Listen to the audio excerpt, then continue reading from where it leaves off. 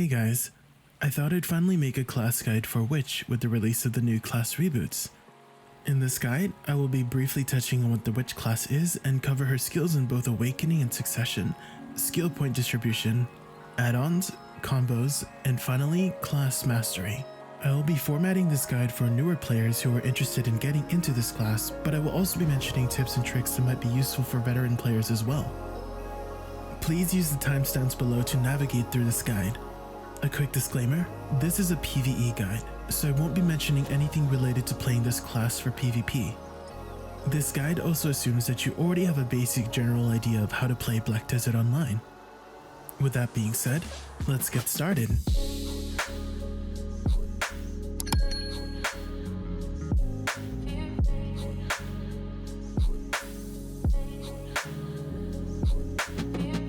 Witches in the world of Black Desert Online are wielders of powerful elemental and arcane magic. Although most of their spells are destructive by nature, they are also capable of converting their magical power into synergistic buffs and potent healing magic. And so, she is an invaluable addition to any party. As for weapons, she holds a staff in her main hand and brandishes a dagger in her offhand. Her awakening weapon is called the Aad Sphera and is an artifact consisting of two spherical objects that live and breathe with the purity of earth and lightning. So first off, why play the Witch class? This class excels at group party content due to her utility spells as well as being a decent PvE grinder. As for PvP, her dueling potential is not quite the best, but her ranged spells and utility more than make up for it in large-scale situations such as Node and Conquest Wars. Aesthetics and themes are also a big reason why people choose to play the class that they play. Some people want to be huge, hulking men holding giant swords and axes, but some of us are cultured and enlightened. Magic and sorcery has always been that appeal that draws me towards caster-type classes, which is why I chose to main the Witch class. Now that we have a general idea of what the class is, we'll now go in depth and cover all of her skills relevant to PvE, as well as mention some niche uses. There are some skills I won't be mentioning since you generally won't use them in PvE, such as Paralysis, Resurrection, the Awakening pet commands, etc. In the main skill tree, you will mostly be paying attention to her passives and secondary skills. This is because these skills will continue to be greatly utilized after unlocking her Awakening and Succession in comparison to the rest of her pre-Awakening kit. Priority skills I recommend you should max out immediately are Mind Training, Teleport and its ultimate version, Magical Evasion, Speed Spell, Spellbound Heart, and Magic Lighthouse. Mind Training provides a total of 10% additional cast speed and 12 AP at max level. This skill is pretty much self-explanatory. Max it out. Using Shift Space, Teleport blinks the caster forward and additionally grants plus 10 DP and plus 10% movement speed for 10 seconds upon use. Holding space during teleport will cast its ultimate version, which essentially allows you to teleport a second time. Ultimate teleport cannot be used individually and must be used after regular teleport. Its direction can also be changed by turning your camera or using mouse movement. I recommend putting this spell on a quick slot to allow usage while your weapon is sheathed. By consecutively tapping a directional key twice, Magical Evasion consumes a small amount of stamina and performs a swift movement in the direction you've chosen. You may also hold Shift plus a directional key to perform this action as well. Shift W though is an exception, which instead is a default command for sprinting forward. Although this isn't stated in the description, this ability is an iframe in PvE. You will need to max this out to unlock its improved versions for Awakening and Succession, which will be explained later. I also recommend binding the WW key input to allow ease of use of the forward evade. Speed Spell is fairly self-explanatory. This spell increases your cast, attack, and move speed by 20% to you and nearby allies for 30 seconds. This is an important skill to upkeep whenever it is available and must be binded to a quick slot to be used. Spellbound Heart is a personal buff that lasts 10 minutes on a 30-second cooldown. This cooldown duration deficit essentially makes it a permanent buff and provides a periodic mana regeneration of 250 points every 10 seconds. This also increases your movement speed by 10% while the buff persists. This is another spell that must be binded to a quick slot to be used. You can also cancel out of the spell animation using Magical Evasion and the buff will still be applied. Magic Lighthouse summons a red orb that will periodically pulse to taunt nearby enemies as well as apply a -15 magic defense debuff. This is an extremely useful tool that allows the witch to tackle much higher difficulty areas that you would otherwise need a much higher gear score for. This must be used from a quick slot and has a 15-second duration with a 15-second cooldown.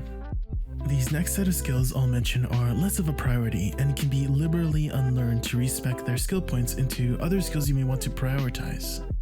Magical Shield, Mana Absorption, Healing Aura, Healing Lighthouse, Infinite Mastery, Skilled Hunter, and Protected Area.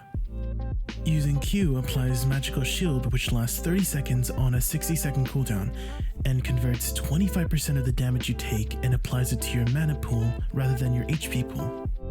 It also provides 15% all resistance to crowd control effects for the duration. In PvE, this is a powerful safety net tool that can provide you with extra time to react and get yourself out of sticky situations. Placing this on a quick slot allows you to use it from Awakening stance and also swaps you from Awakening to staff stance. Using Shift LMB will cast Mana Absorption. This rapidly gathers magical energy in front of you that instantly recovers 30% of your mana as well as an additional 30% per enemy hit. Use this to recover your mana in a pinch, and you can also cancel out of this animation using Magical Evasion or Earth's Response. Using the keybind of E will cast Healing Aura. This recovers 20% of your maximum HP, as well as any allies in a small targeted area of effect. Additionally, it also recovers 20% of your own maximum mana. I recommend putting this on a quick slot to allow usage in Awakening stance. Healing Lighthouse is a channeled spell that recovers 1500 HP and 150 mana to yourself. This also is a large AoE spell around you and heals allies for 1000 HP. This will take 3 times over a 2 to 3 second duration for a total of 4500 HP and 450 mana to yourself and 3000 HP to your allies. Putting this on a quick slot allows usage from Awakening stance and at the same time will swap you to your staff stance. Infinite Mastery is a passive that provides 700 HP and 2% accuracy at max level. Skilled Hunter is a passive that provides 15 monster AP at max level. Using Shift Q will cast Protected Area. This creates a magical barrier to yourself and nearby allies for 8 seconds that increases the damage reduction stat by 50%. This won't be regularly used in general grinding situations, but is extremely useful for running party content such as the dungeon Ataraxian. Now that we've covered her passives and secondary skills, we can start talking about her branching specializations. Since you won't be needing too many skill points for the Awakening kit, I would recommend starting out with this spec, and so we'll be covering those skills next. Assuming you've finished the Awakening questline and are currently level 56, you should have access to Flow Magical Evasion, Equilibrium Break, Fissure Wave, and Psyche of Aad Sphera automatically learned at level 1. You will also be able to grab level 1 of Thunderstorm, Voltaic Pulse, Detonative Flow, Yoke of Ordeal, Toxic Flood, and Protection of Crevice. Additionally, you will also have Summon Gorr and Summon Tett available as well. Depending on which summon you have out, will empower certain abilities as well as change them visually. Flow Magical Evasion improves its preceding skill to add a super armor protection to it for PvP on a 4-second cooldown. This also increases its distance and adds a lightning or earth effect depending on which summon you have out. This continues to be an iframe in PvE regardless of whether it's on cooldown or not. Using Shift LMB will cast Equilibrium Break. This evokes a tremor in front of you which then shatters the ground and causes an explosion. Additionally, Gorr appears and bursts out of the ground to deal additional damage during this spell. While Gorr is summoned, this attack has a larger AoE, increased attack speed, and 2 additional hits. Using SLMB RMB will cast Fissure Wave. This will send out a wave of ground fissures in front of you. Holding the input also casts Perfect Sign, which causes the ground fissures to explode and deal additional damage. While Gorr is summoned, the Perfect Sign spell has a larger AoE and 3 additional hits. Using Shift E will cast Psyche of Aad Sphera. This is a 30-second buff that provides many offensive and defensive stats. Allies will also be affected, but only with the defensive stats. Using SF will cast Thunderstorm. This will produce a surge of thunder in front of your character and invokes Tett to replicate a similar spell for additional damage at the same time. While Tett is summoned, Thunderstorm gains 3 additional hits and applies the shock debuff, which reduces the movement speed of targets hit by 30%. Using Shift F will cast Voltaic Pulse. This will gather and absorb the power of lightning to then discharge everything all at once around the caster. While Tett is active, this will add 3 additional hits. Using WF will cast Detonative Flow. This will send an electric transmission to a targeted location, which then explodes and launches targets into the air. You can use this from staff stance and is an important ability to help you transition to awakening stance. Using Shift R and B will cast Yoke of Ordeal. This collects fragments of earth and projects them forward in a line. Holding R and B will extend the attack and do additional hits. Pressing E will cast Toxic Flood. This produces a magical object to spew toxic matter at a designated location to deal damage over time. This also applies a poison debuff that periodically deals damage, as well as apply a -15 magic defense debuff. Pressing Q or being attacked while holding the S key to walk backwards will cast Protection of Crevice. This uses magical power to create an earth barrier in front of you. Additionally, you gain back 15% of your maximum mana when you block hits. This also provides a 20% all resistance buff while the barrier persists and lasts 5 seconds after the barrier ends. Now that we've covered all of the skills you can grab at level 56, this is what your skill tree should look like with about 630 points spent. We don't gain access to any new spells at level 57, but you will be able to level up Fissure Wave and Equilibrium Break to level 2. At level 58, we gain access to 2 new spells, Earth's Calling and Elementalization. You will also be able to level up a few more skills.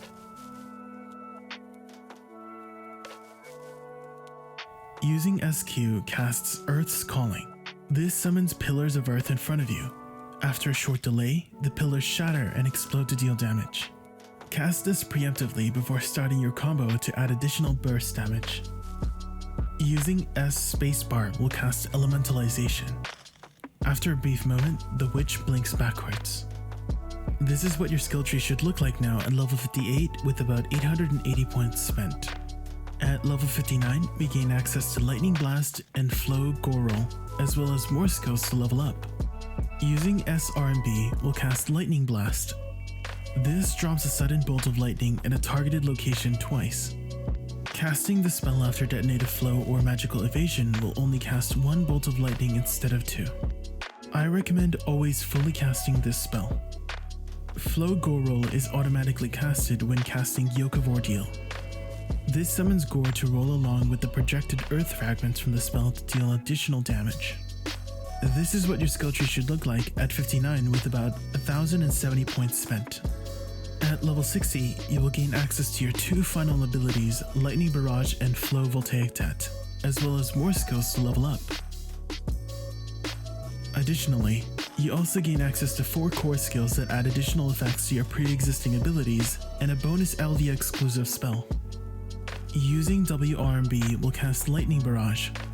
This will gather and absorb the power of lightning, but instead of discharging the energy around you like Voltaic Pulse, you instead launch the energy as a ball of lightning to detonate at a targeted location. Casting this spell after any of your other awakened lightning spells will blink you backwards and instantly launch a slightly weaker version of the spell.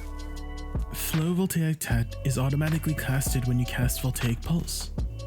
This summons Tett to replicate a similar spell simultaneously during Voltaic Pulse to deal additional damage. As for core skills, you may only choose one between these 4 skills. They essentially improve the skill by either adding a protection to it or a crowd control effect in PvP. In PvE, the most useful one is the core skill for Fissure Wave. Not only does it add a forward guard protection to the spell, but also extends this protection for its follow-up ability, Perfect Sun. Elvia Ruinous Light is automatically learned and is an Elvia exclusive spell that can only be casted when you have one of the elemental blessings from the Elvia realms. Voltara's Blessing imbues the spell with the power of fire. Nark's Blessing imbues the spell with the power of lightning, and finally, Okiar's Blessing imbues the spell with the power of water. Having any of these blessings increases your damage against all Elvia type mobs, but even more so when you have the right elemental blessing against certain Elvia mobs. This is what your skill tree should look like at level 60 with 1375 points spent. If you are in need of skill points in a pinch, I would recommend unlearning some of the secondary skills that you won't necessarily need for general PvE grinding, such as Healing Aura, Healing Lighthouse, and Magical Shield. Here's a quick tip for rapidly learning and unlearning abilities. You can hold Shift LMB on the skill to spend as many skill points to max it out. Similarly, you can hold Shift RMB to unlearn the entire skill altogether. As for add-ons, here are the ones I personally use. Feel free to pause the video to have a longer look. There is not really a strict rule of what add-ons you should put on which specific skill. It's mostly up to you and your playstyle. You generally want to prioritize upkeeping cast speed, monster AP, and critical rate. Other add-ons like accuracy, minus evasion, critical damage, back attack, and minus DP buffs are secondary to those major stats. Survivability add-ons such as plus DP, plus evasion, and HP on hit are highly dependent on your own gear and where you grind. Here's an example of add-ons tailored for survivability. This is something I would use for areas like Ash Forest or Crypt of Resting Thoughts. Now that we've covered the Awakening Kit and its add-ons, here's a small showcase of what the playstyle will be like.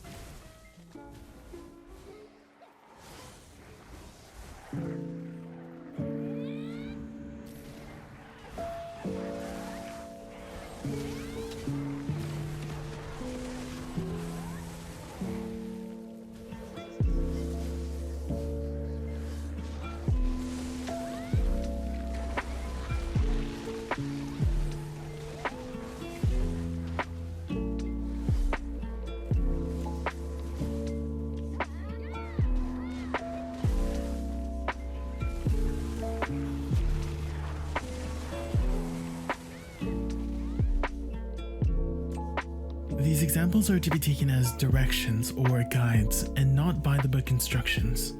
Casters are in an interesting position where you don't necessarily have strict combos.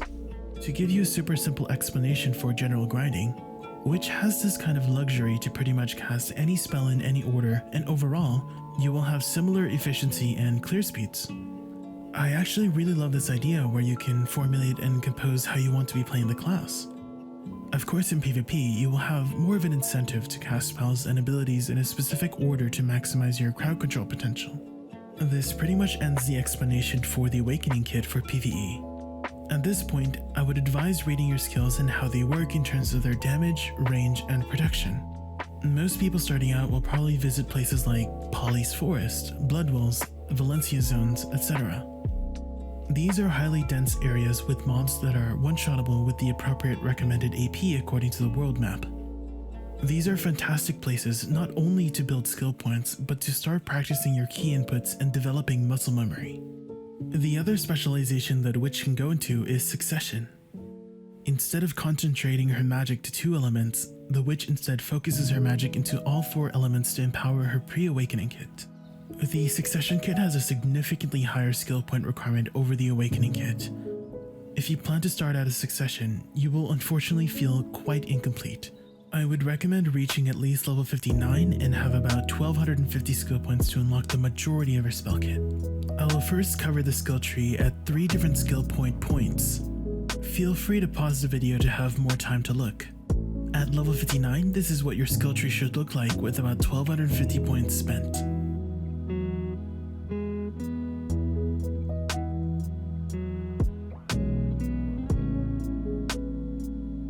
Here's another version of the skill tree at about 1420 skill points spent with all the relevant offensive spells maxed out.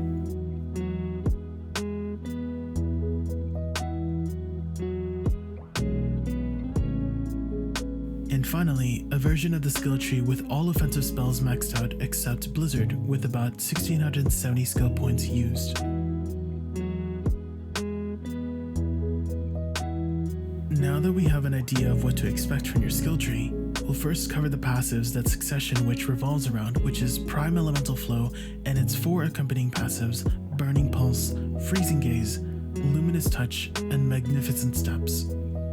Prime Elemental Flow allows you to cancel any Succession spell mid-cast with Succession Magical Evasion and finish the spell afterwards.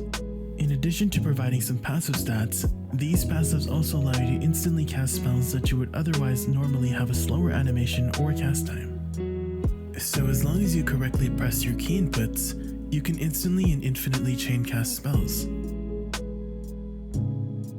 You may also chain cast your spells after Magical Evasion or Teleport.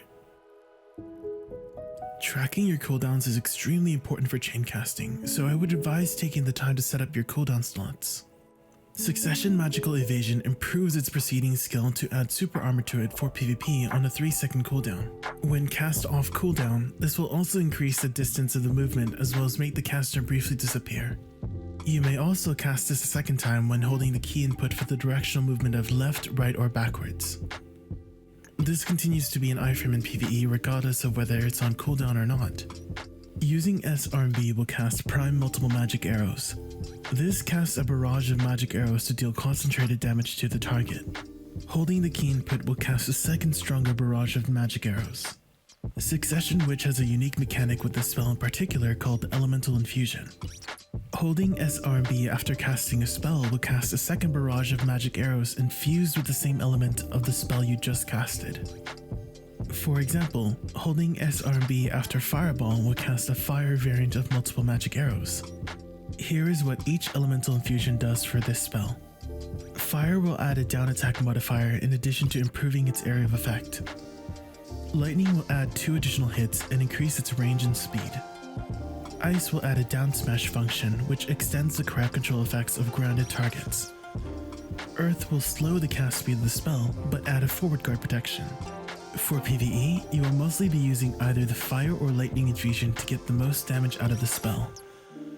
Whenever you are grinding areas where you can ground targets, use the fire infusion to add a down attack, which is a 1.5 times damage modifier in PvE. If targets cannot be grounded, use the lightning infusion to add 2 additional hits. A side note, this spell has a 5-second cooldown but may be used while on cooldown.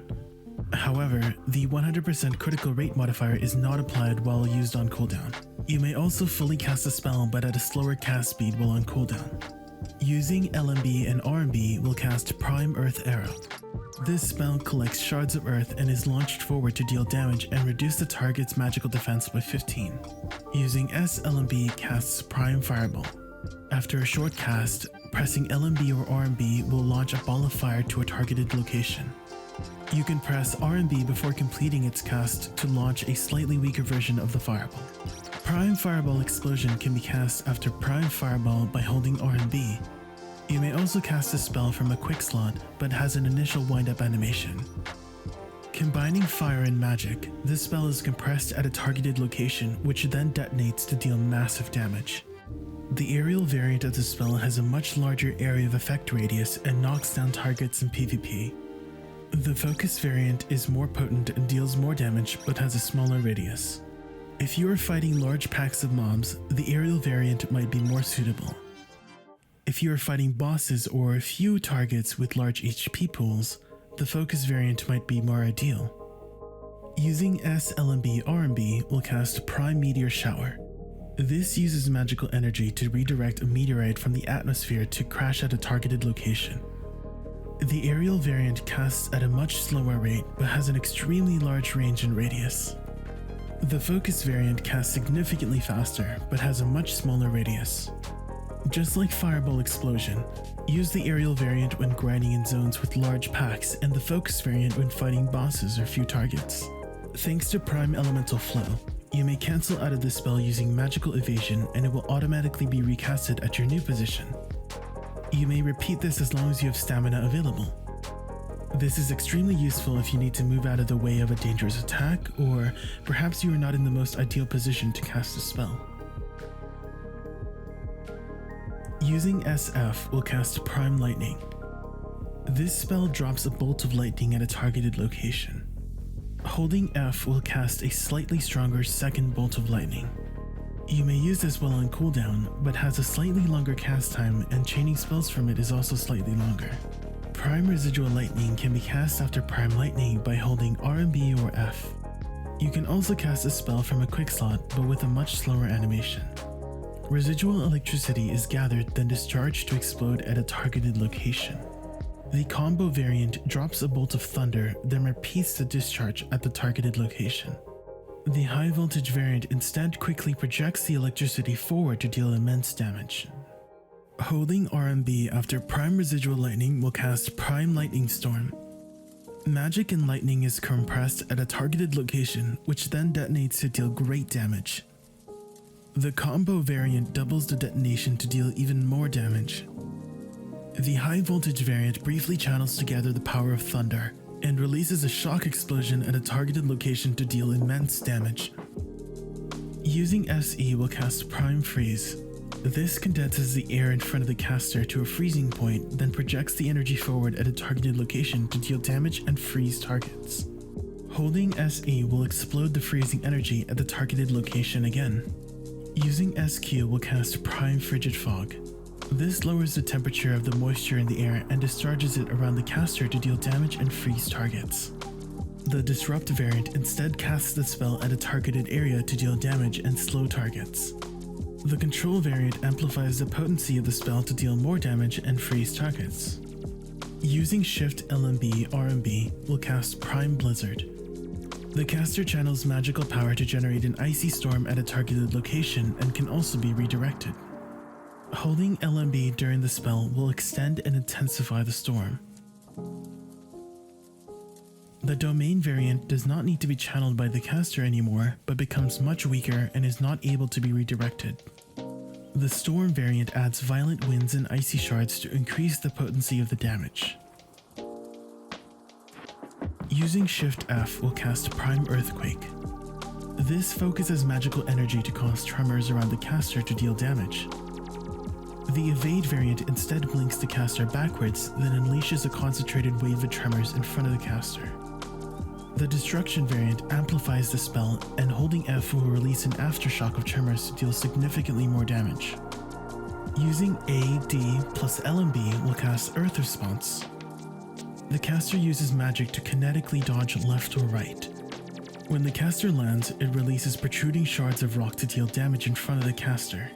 The Flow variant creates larger rock formations to forcefully launch targets into the air. The Destruction variant increases the magical force to move a longer distance and project a longer wave of shards. The Succession kit also inherits a few spells from the Awakening kit of both Witch and Wizard. Although you have access to 4, you may only choose 2 between Fire versus Lightning and Water versus Earth. Choosing Fire and using WC will cast Prime Bolide of Destruction. This generates a barrage of flaming orbs and drops it at the targeted location to deal immense damage. Choosing Lightning and using WC will cast Prime Voltaic Pulse. This will gather and absorb the power of lightning to then discharge everything all at once around the caster. Choosing Water and using SC will cast Prime Aquagel Explosion. This creates a torrent of water to deal sustained damage and slow targets hit. Choosing Earth and using SC will cast Prime Equilibrium Break. The caster slams the ground to create a tremor in front of them, which then shatters and explodes to deal damage. Prime Elemental Palace is a 30-second buff that provides many offensive and defensive stats. This has a 3-minute cooldown and must be used from a quick slot. As for add-ons, here are the ones I personally use. feel free to pause the video to have a longer look. There is not really a strict rule of what add-ons you should put in what specific skill. It's mostly up to you and your playstyle. You generally want to prioritize upkeeping cast speed, monster AP, and critical rate. Other add-ons like accuracy, minus evasion, crit damage, back attack damage, and minus DP buffs are secondary to those major stats. Survivability add-ons such as plus DP, plus evasion, and HP on hit are highly dependent on your own gear and where you grind. Now that we've covered the Succession Kit and its add-ons, here's a small showcase of what the playstyle will be like.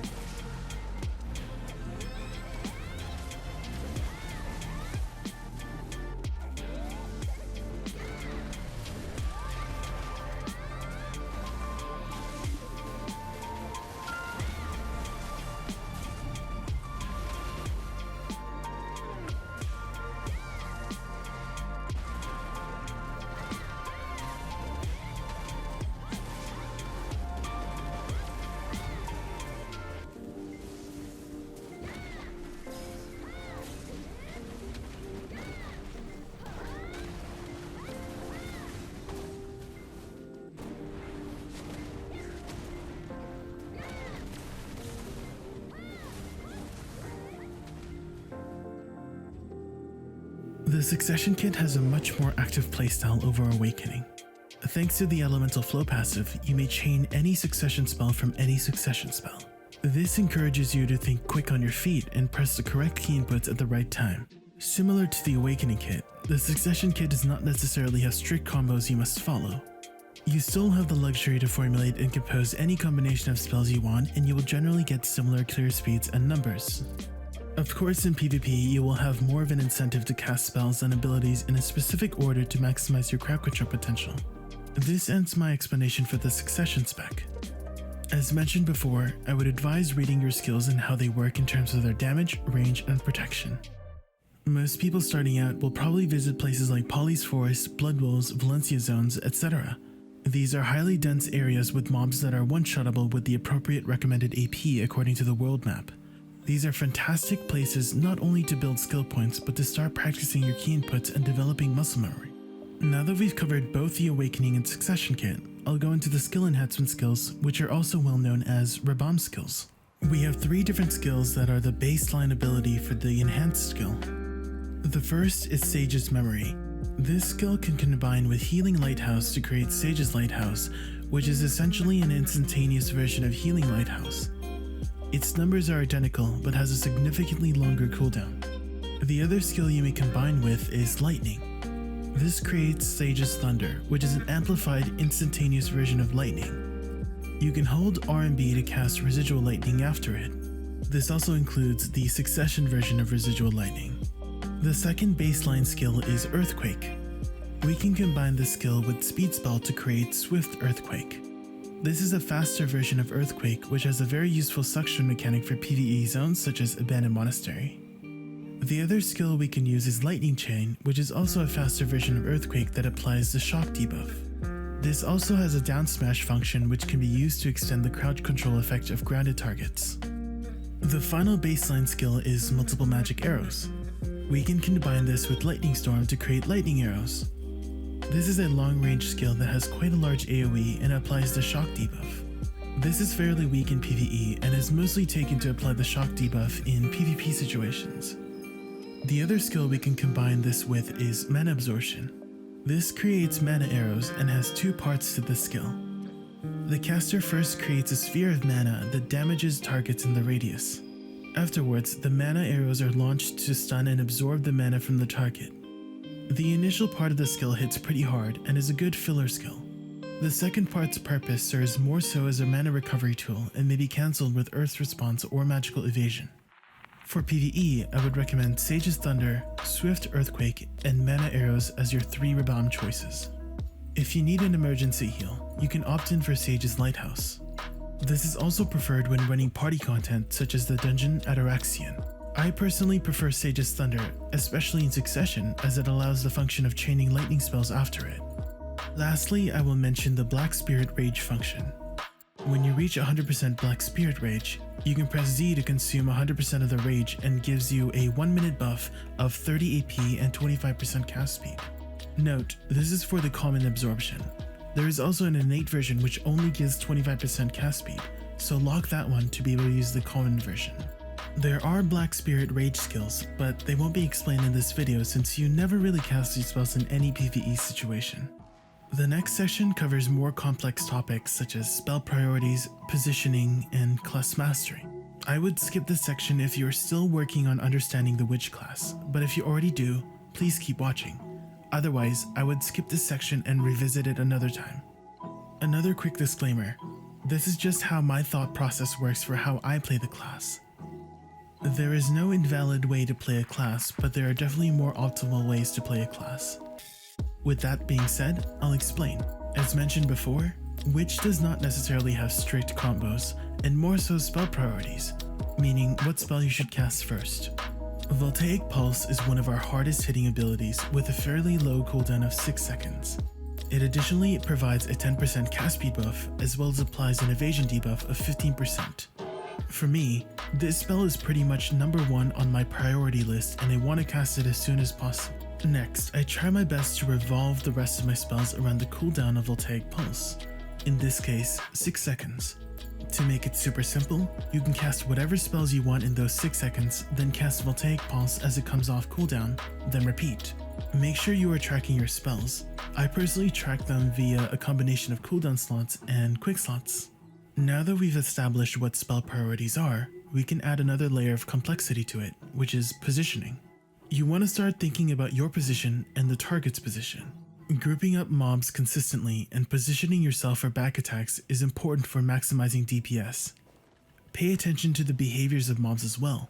Olun's Valley mobs are very good examples of having telegraphed attacks that you can react accordingly to position yourself to both avoid their attack and get back attacks in. This fundamental can be applied to any mob in the game. You just need to pay attention to their behaviors. You also want to think about positioning for certain spells. Fissure Wave is a perfect example of a spell that rewards players with positioning correctly. If you're watching this section, then you should already know that the hitbox of Fissure Wave has a sweet spot mechanic, meaning that its hits do not hit all in the same spot. If you are too close to the target, the Fissure Wave will mostly miss the back end portion of the spell, and similarly, if you're too far away, only the back end portion of the spell will hit the target. Yoke of Ordeal is another example of a spell that has a sweet spot mechanic. Use magical evasion accordingly to not only avoid attacks, but also to reposition yourself for these particular spells as well as back attacks. To quickly mention, back attacks are a 1.5 times damage multiplier in PvE and 1.2 times in PvP. Maximizing the uptime of these multipliers is extremely important for clear speed. Finally, we can start talking about class mastery. This refers to how you can start applying everything you know about your class to a higher degree, potential, and comprehension. To put it simply, you understand why you do the things you do for your class, and there is meaning to every action. And if you don't know, then you are able to critically think, evaluate, and form a reason. Class mastery can only develop and come with time and experience. I apologize for getting philosophical all of a sudden, but let me tell you what class mastery could mean for you in a practical sense. This could mean faster clear speeds, faster reaction times, faster, better, and consistent positioning, better judgment of what skills to use, etc. A good example is a comment I get a lot of my videos or DMs on Discord from people who say that they have the same or better gear than I do and are doing exactly the same thing as I do and say they get less trash and they want to know what they're doing wrong. I simply ask how much time they spent on the class, and more often than not, they either answer with they've just rerolled to Witch or they've not spent more than 10 or 20 hours on the class. This might seem like a random topic change, but I promise I'll make a point with it. I've been playing the piano since I was 3 years old and have been classically trained. I started from the basics like scales and arpeggios. You can kind of equate that to learning your spells and what they do. Then there's learning and applying techniques such as sight reading and fingering. We're not 12, you degenerates. Fingering refers to which fingers you are recommended to use and consequently the position of the hand when playing the piano, okay? God. Anyways, you can equate this to learning your key inputs and muscle memory. Now, putting everything together allows me to have a much easier time learning complex pieces like concertos, sonatas, nocturnes. Now, if I were to have suddenly rerolled to violin and spent like 10-20 hours on violin, I'm obviously not going to be as good as someone who spent years and years on the violin. This is the same concept for anything in life, really. You need to have spent the time and effort to gain the experience to understand and improve yourself. Also, another thing my piano teacher taught me was to always practice the basics and techniques before moving on to the rest of my repertoire. This means I gotta practice my scales and fingering so that I don't develop bad habits. I can equate this to me constantly switching between Succession and Awakening, so I'm always practicing my muscle memory for both specs. Knowing your class allows you to spend less time thinking about what you should do and more time just doing things. Being knowledgeable about the grind spot is important as well. Your trash numbers and clear speed on your first hour will be drastically different on your 100th hour. As you continue playing your class, you will start grouping mobs more consistently and also naturally move to optimal positions to cast this or that spell to make the most out of it. Once it clicks for you, there's this kind of ebb and flow that happens, like a yin and yang, a push and pull. When you're grinding, it's kind of like a dance. You are trying to figure out which way you should step towards. If you step in the wrong direction, the mobs step on your feet. But if you step in the right direction, it becomes like an elegant waltz. Alright, sorry for the long tangent. I tend to view things through metaphors, but hopefully you understand my point. This is what I mean by class mastery. This brings us to the end of the video. I will be linking all the sources I used in the description below. Thank you guys so much for watching my guide. I hope you learned something new from this video. If you guys haven't seen my video on things I wish I knew sooner as a witch, please check out that Please check that out as well. I also stream on Twitch 4 days a week. If you'd like to know whenever I go live or put out a new video, please join my Discord. If you'd like to support me in creating more videos like this, please check out my Patreon in the description below. And special thanks to Team Joe, Yorosuri, and Len Kroko. You guys motivate me to create more content like this. Good luck.